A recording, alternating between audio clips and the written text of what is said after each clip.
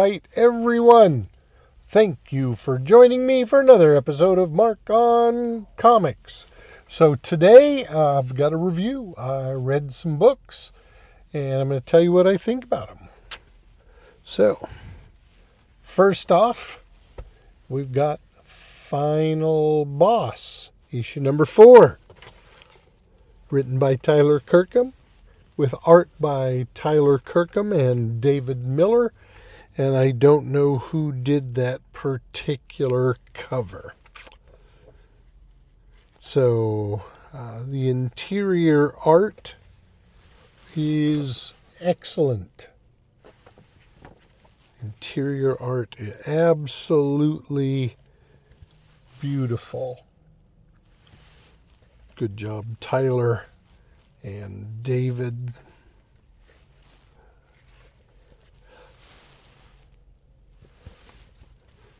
So, the art is beautiful.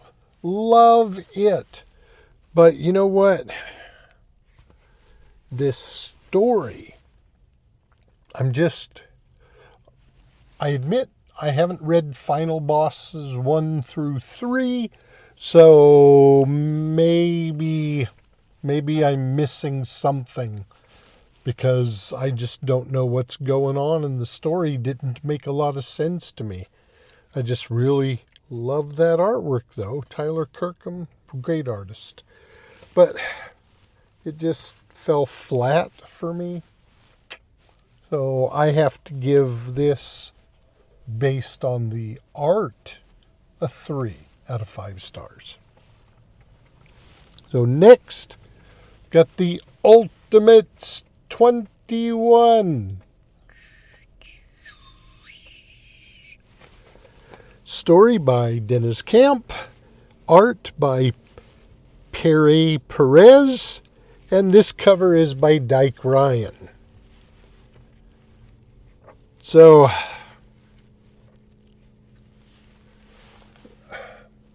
the art just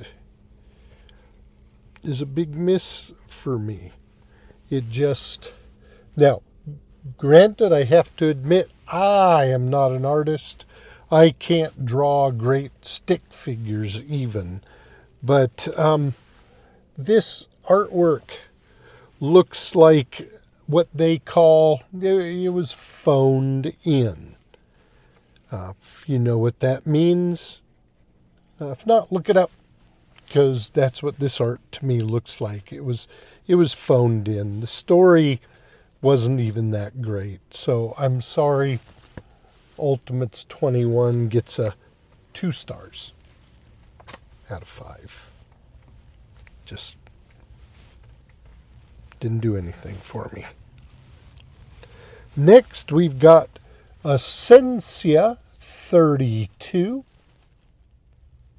Cute cover. With story by John Domayan.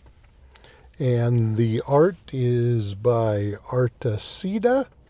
And this particular cover is by Carla Cohen. Now, I've missed a lot of Essentia. But the artwork by Artacida, it's okay. It doesn't wow me, but it doesn't send shivers down my spine. No, it's okay. But the story by John, this one is really, really good. And because of that, the story, Essentia 32 gets 4 stars. 4 stars out of 5. The art brought it down a little bit. I am looking right here. I'm wondering what's going on. It says the end. I wonder if there's no more Essentia. Because this story is about the past and things that happened that brought future events into being. But very good story. Really enjoyed it. Good job, John and Artacida. Next from Vertigo, we've got Brutal Dark #1. So, Brutal Dark #1, Chris Condon is the writer, and Jacob Phillips is the artist.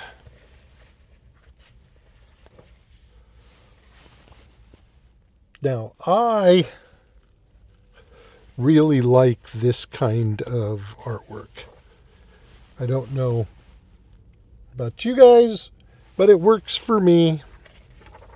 I'm a fan. Good job, Jacob. Oh, and I forgot to mention, this cover is by Jacob Phillips also. So I really, really enjoyed this, the art, the story, but there's a few things about it, that just don't make it a great issue. But it still gets 4 stars, 4 out of 5 stars, because it was really good. I'm entertained. I am looking forward to what happens next. Then we've got Void Rivals 27 by Robert Kirkman and Andre Brezen. With this particular cover that I showed is by Lorenzo Di Falici. So here we go.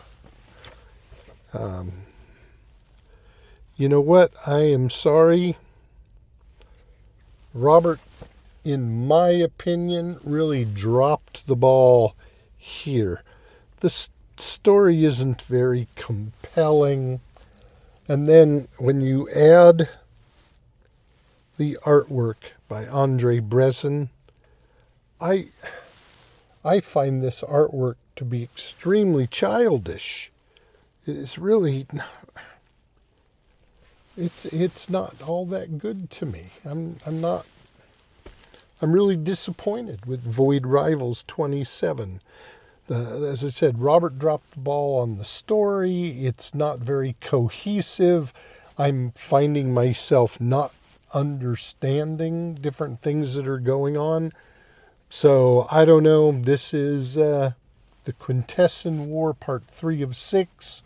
Maybe it'll make a little more sense as everything goes along. But this, unfortunately, is getting 2 stars. But it has some redeeming qualities which bring it up to 2 stars. But I'm not liking it at all. But then we've got Flash #30. Flash #30 with a story by Mark Waid and the art by Vasco Georgiev. And this particular cover is by Dan Mara.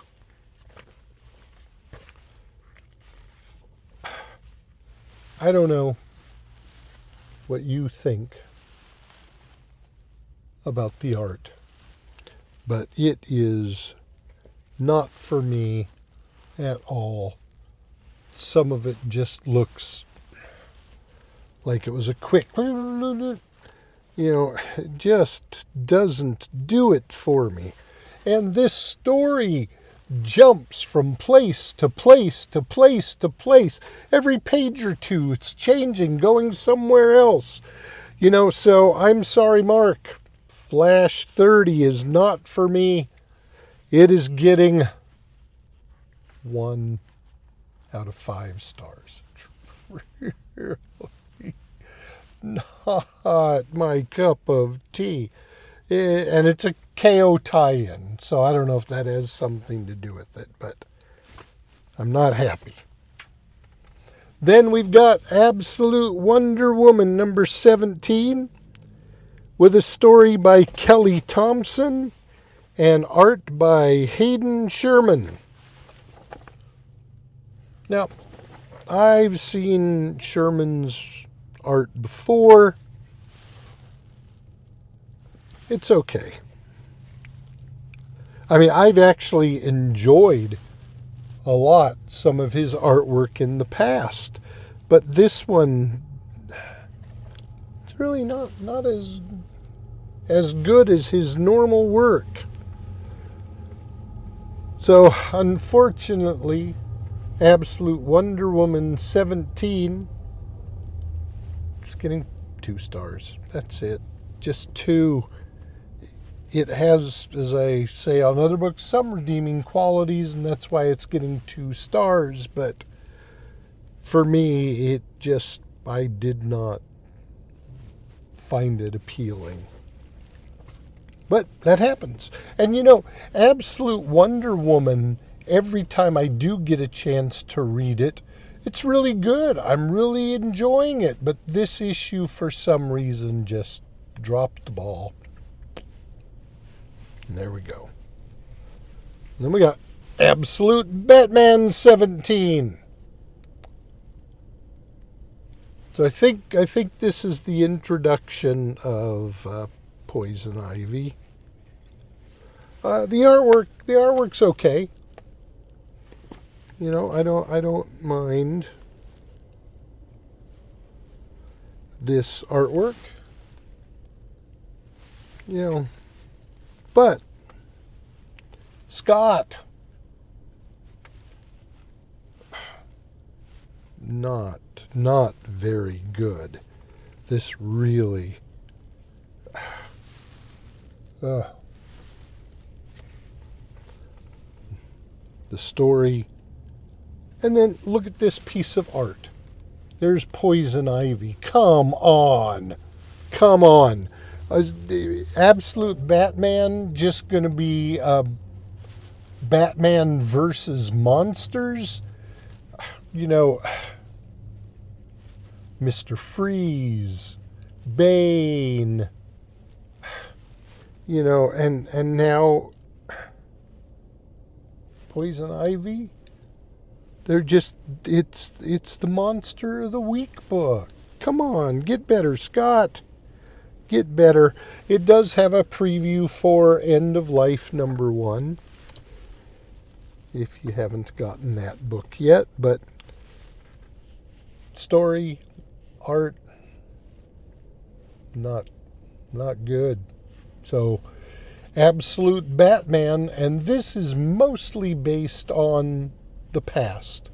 Most of Absolute Batman has been excellent, so I'm giving it a benefit of the doubt and giving it 2 stars. So now we've got Skin Breaker #6, with story by Robert Kirkman and art by David Finch. Now again, I want you to take a look at this cover. Look at that cover. Absolutely incredible. Absolutely incredible. And this artwork, wonderful. David Finch is absolutely incredible. One of the better artists out today.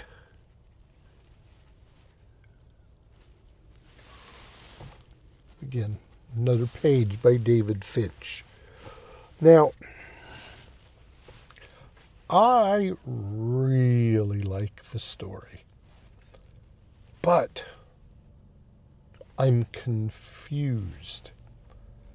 Are we just getting stories about an ancient-looking civilization of people that we don't really have any reason to care about? That's what I'm thinking about that. So that Finch's artwork was great. The story itself is great, but I'm not sure that I really should care about these characters. Where are they at? Is this just them? If it is, I'm really enjoying this story, but where's it going? Where's it going? But because I am enjoying it, and David Finch is the artist, it is getting 3.5 stars. So it's worth, for me, to pick them up and read. And I'll see where it goes. And then last on the regular list, we've got The Rocketeer, The Island, #1. So the story, is by Dave Stevens. The Dave Stevens, yes, he passed away, but it's his story added on to by John Layman. And the art by Jacob Edgar. With a cover, excellent cover, by Sean Murray. So, I think the art is a tad on the childish side. Just a lot of emptiness, not a lot of detail at all. But the story was absolutely marvelous.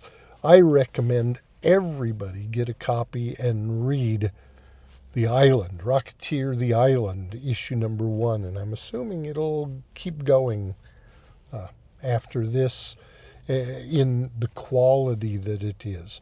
I said the artwork still little childish, but the story really makes up for it. And I'm giving this one 4.5 stars out of 5. Close to gold, but just a little lacking because of the artwork. But that's okay. That's all right. So next, I've got a bonus review.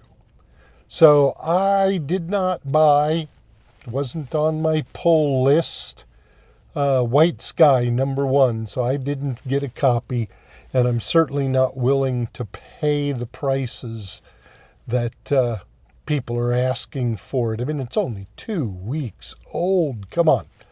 But I was able to read a copy, and I want to give you a review. So White Sky #1. Don't remember who wrote it. Don't remember who drew it, but I am putting up a picture of it so you'll be able to see their names. And I'll start with that story. Really, really good. Really good. Now, there is not a lot of dialogue. Couple spots where it's a little more than the other spots, but not a lot of dialogue. But you know what? That doesn't matter. The story still moved, and I was wanting to see what was next on every panel. So I really enjoyed it. That artwork, wow. I really, really enjoyed that as well. So, story, art, both fantastic. I am giving White Sky #1 5 stars. That is one of the best books I have read in quite some time. So, you should probably pick up a copy if you can. I am getting second print, so at least I'll have something in hand. And sometimes second prints go better, so I don't know. We'll see.